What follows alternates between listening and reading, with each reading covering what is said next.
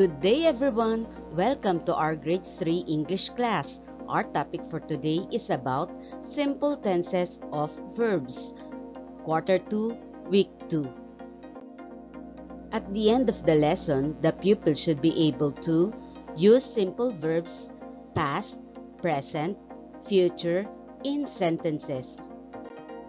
Before we continue, let's have a review. Complete the sentences using verbs in the box. Write your answers in your notebook. The choices are teach, bake, crawl, bark, treat, meow. Number 1. The cats blank when the dogs ran after them.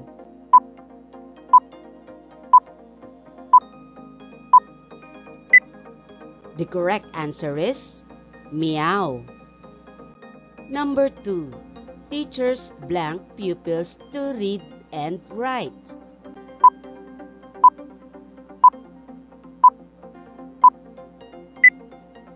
The correct answer is teach.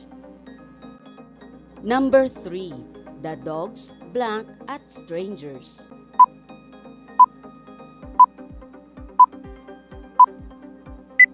The correct answer is bark. Number 4. Bakers blank bread and pies.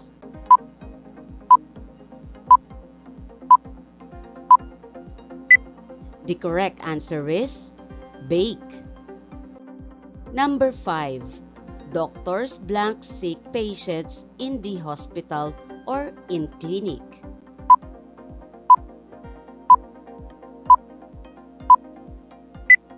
The correct answer is treat. Very good, kids!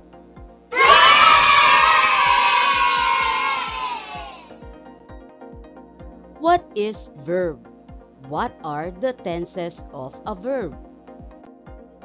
Study the pictures below. Describe the things that the characters do in each picture. The first picture, the children are playing. The second picture, the boy is writing. The next picture, the family are praying. Next picture, the girl is watering the plants. The word playing, writing, praying, and watering, these are all examples of a verb. Verb is an action word. Verb tense expresses when the action happens. Verb have 3 simple tenses: the past tense, present tense, and future tense. Let's study more about the 3 simple tenses. The simple past tense, verb in the past tense tell about action that already happened in the past. When you talk of things that happened in the past, you add d or ed to most of the verbs you use. Verbs that form their past form by adding d or ed are called regular verbs. The spelling of some verbs changes when ed is added. The following rules will help you. We have rule number 1. Regular verbs of one syllable that ends in a consonant with a vowel before it form their past tense by doubling the consonant before adding ed. For example, rub, we double the letter b and add ed. The next example, step, we double the letter and we add ed. Number 2. Regular verbs that end in e form their past tense by adding d. For example, love, it ends with e, that's why we just add d. Another example, race, the word race ends in e, that's why we just add D. Number 3. Regular verbs that end in Y with the consonant before it form their past tense by changing Y into I, then adding ED. For example, cry. We change Y into I, then add ED. Another example, dry. We change Y into I, then add ED. Number 4. Regular verbs that end in Y with a vowel before it form their past tense by just adding ED. For examples, play, we just add ED. Another example, stay, we just add ED. Some words change their spelling when they form the past tense. These words are called irregular verbs. For examples, see, saw, sing, sang, take, took, draw, drew. Number 6. Few verbs have the same form in either the present tense or past tense. For examples, set, set, put, put. We use time expressions in the past when we talk about things or actions that happened in the past. For example, yesterday, last week, last night, last year, last month, long ago. Study the sentences. Notice the underlined verb. Number 1, the children played in school yesterday. The underlined word played is an action word in past form. The word yesterday is the time expression happened in the past. Number 2, Mother wrote a letter to my uncle last month. The underlined word wrote is an action word in past form. The word last month is the time expression happened in the past. Number 3, the bus stopped a few minutes ago. The underlined word stop is an action word in past form. Few minutes ago is the time expression happened in the past. Simple present tense. It shows action that happens regularly or habitually. It is used with singular and plural nouns. It is also used with singular and plural pronouns I, he, she, it, we, you, and they. Examples of time expressions that show habitual action are in the morning, during holidays, every day, every other day, twice a year, once a month. Study the sentences. Number 1, the dog runs. The word dog is the subject. The underlined word runs is the verb. If the subject is singular, the verb will be plural or with S. Number 2, the dog runs. The word dog is the subject. The underlined word run is the verb. If the subject is plural, the verb will be singular or without S. Number 3, Father and I go to work every day. The word father and I are plural subject. The underlined word go is a singular verb. The word every day is the time expression for simple present tense. Simple future tense. It indicates an action that will happen in the future. The future tense is formed by using the helping verb will or shall with the base form of the verb. When should we use will and shall? As a general rule, use will for affirmative and negative sentences about the future. Use will for request too. If you want to make an offer or suggestion with I or we, use shall in the question form. For very formal statements, especially to describe obligations, use shall.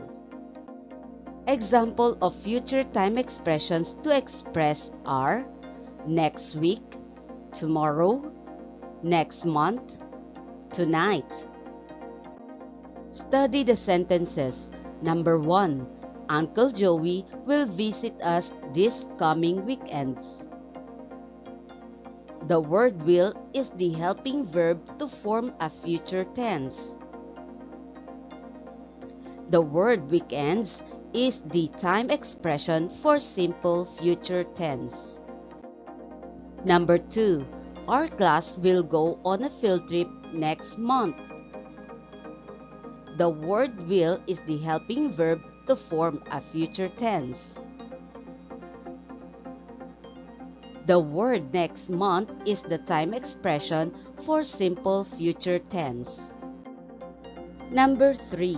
Mr. Lopez shall begin his talk at 2:30 p.m.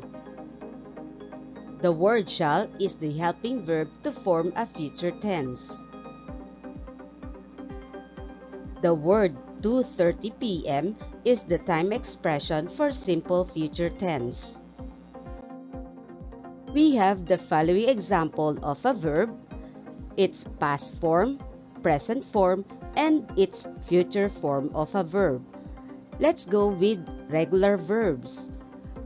Want, wanted, want, will want. Walk, walked, walk, will walk. Jump, jumped, jump, will jump. Water, watered, water, will water. And for irregular verbs, here are the examples. We have eat, ate, eat, will eat. Draw, drew, draw, will draw. Set, set, set, will set. Put, put, put, will put.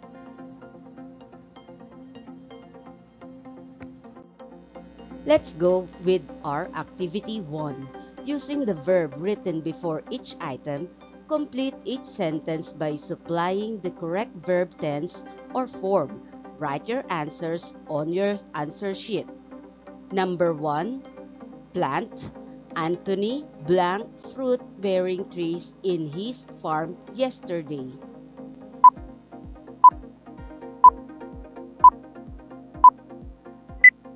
The correct answer is planted. Number 2. Bring. Mia blank the items to her clients next week.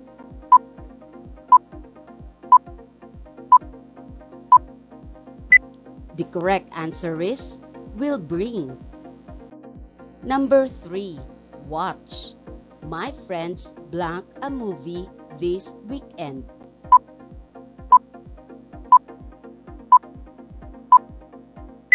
The correct answer is will watch. Number 4. Visit. I blank my grandparents every weekend.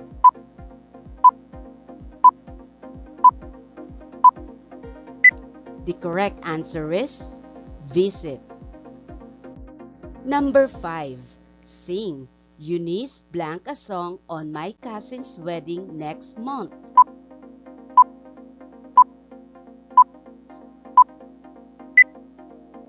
The correct answer is will sing.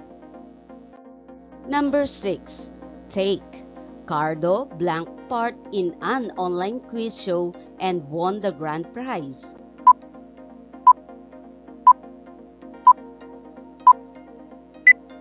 The correct answer is took. Number 7. Fall. The team rescued the boy who blank into the river.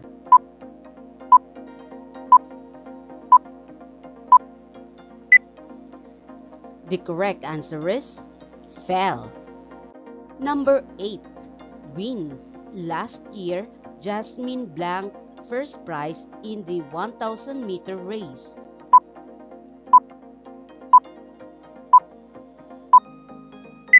The correct answer is won. Number 9. Write. I blank songs during my free time.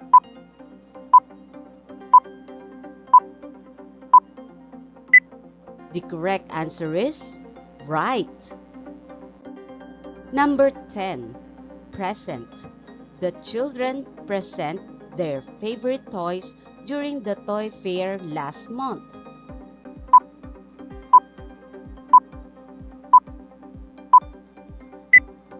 The correct answer is presented. You're doing great!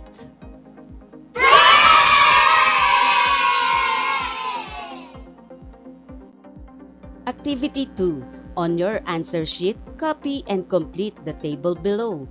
Then write the past, present, and or future form of each given verb. We have the following example. Number 1, write. 2, sing. Number 3, plant. Number 4, play. Number 5, talk. Number 6, sleep. Number 7, watch. Number 8, cry. Number 9, kiss. Number 10, hug. Write the past form, present form, and the future form of the following verbs. You have 1 minute to finish your work.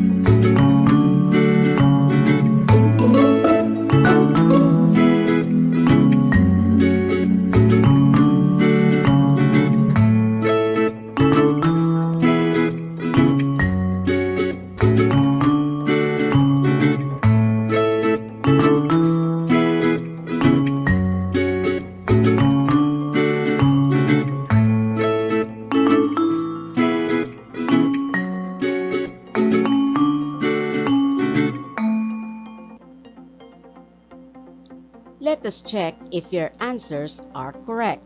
Number 1, write. The past form is wrote. The present form is write. For the future form, will write. Number 2, sing. Sang, sing, will sing. Number 3, planted. Plant, will plant. Number 4, played. Play, will play. Number 5, talk. Talk, will talk. Number 6, slept. Sleep, will sleep. Number 7, watch. Watch, will watch. Number 8, cried. Cry, will cry. Number 9, kissed. Kiss, will kiss. Number 10, hug. Hug, will hug. Nice job, kids!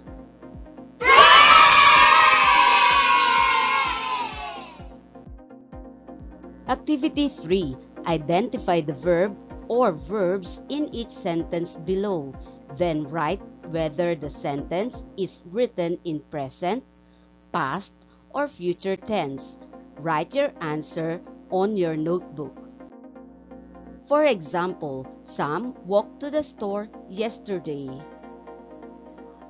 The verb is walked, and the word walk is in past tense. Number 1. Susie and Sharon will bring food to the frontliners.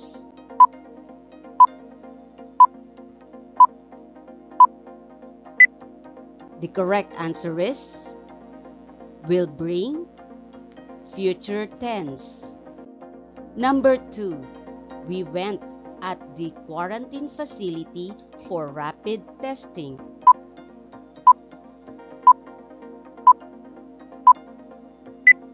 The correct answer is went, and it is in a past tense. Number 3. The team will make face masks to gain money for the COVID patients.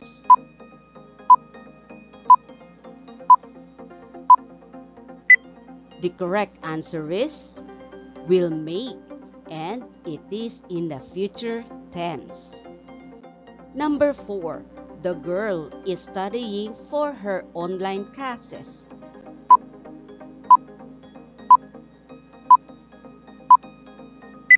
The correct answer is studying. It is in the present tense. Number 5. Donita prays for the fast recovery of her grandmother.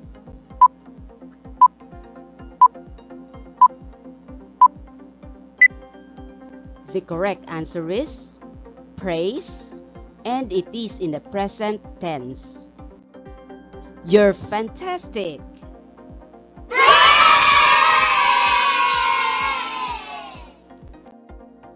Remember, a verb is a word used to indicate an action. Verb has 3 simple tenses. It covers the past tense, present tense, and the future tense. Past tense tells about actions that already happened in the past. Present tense of the verbs shows action that happens regularly or habitually. Future tense indicates an action that will happen in the future. Let's have our evaluation. Write the correct verb form that matches the verb tense in the parentheses. Marcel blanked a nurse. She always blanked the patients in the emergency room, especially in this time of pandemic. With this, she almost blanked every day, and she rarely blanked her day off. You have 1 minute to finish your work.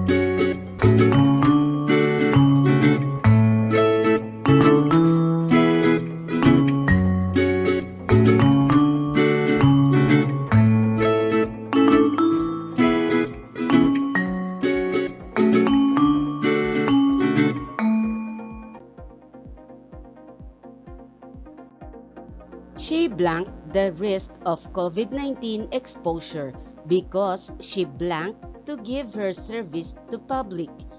Being a frontliner like her is not really an easy job.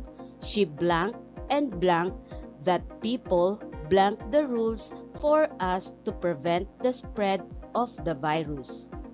You have 1 minute to finish your work.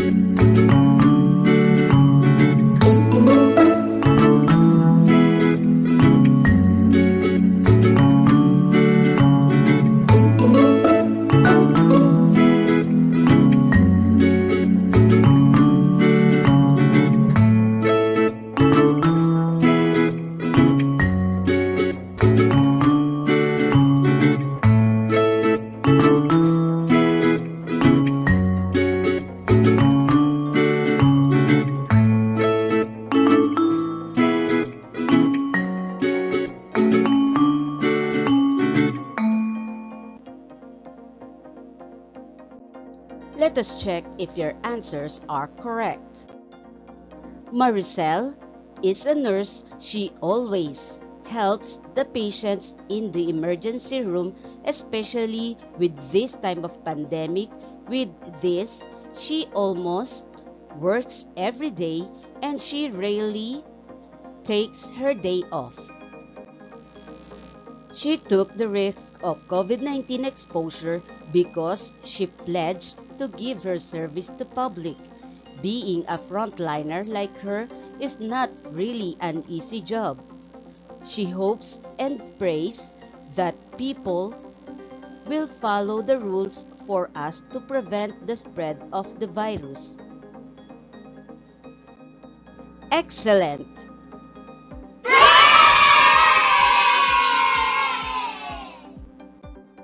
Additional activity. Complete the prompts below by supplying the information being asked. Write your answers on your answer sheet.